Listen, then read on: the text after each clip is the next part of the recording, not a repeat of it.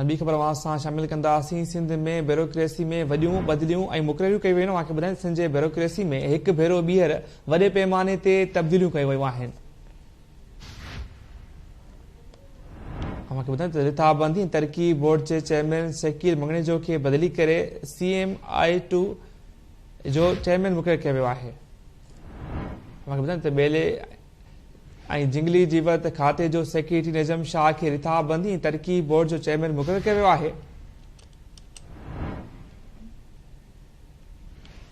ॿुधायूं त कोऑपरेटिव खाते जो सेक्रेटरी बदर जमील महेंद्रो ॿीहर ॿेले खाते झंगली जीवत जो सेक्रेटरी मुक़ररु कयो वियो आहे। ॿुधायूं त जेल खाते जे सूबाई वज़ीर अली हसन ज़रदारी सरकारी ॿुधायूं त खुराक खाते जे सेक्रेटरी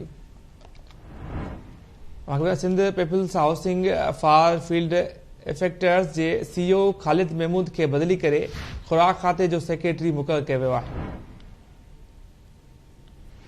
जंहिंजे ब्यूरोक्रेसी में हिकु भेरो ॿीहर वॾे पैमाने ते तब्दीलियूं कयूं वयूं आहिनि। अव्हांखे ॿुधायूं त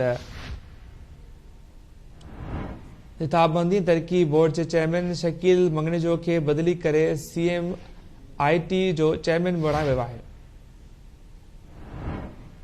ॿुधायूं त ॿेले ऐं झंगली जीवत खाते जो सेक्रेटरी नजम शाह खे रिथाबंदी तरक़ी बोर्ड जो चेयरमैन मुक़ररु कयो वियो आहे। ॿुधायूं त कोऑपरेटिव खाते जो सेक्रेटरी बदर जमील महेंद्रो ॿीहर ॿेले ऐं झंगली जीवत खाते जो सेक्रेटरी मुक़ररु कयो वियो आहे। ॿुधायूं त खुराक खाते जे सेक्रेटरी नासिर अब्बास उमरो खे उहिदे तां हटायो वियो आहे।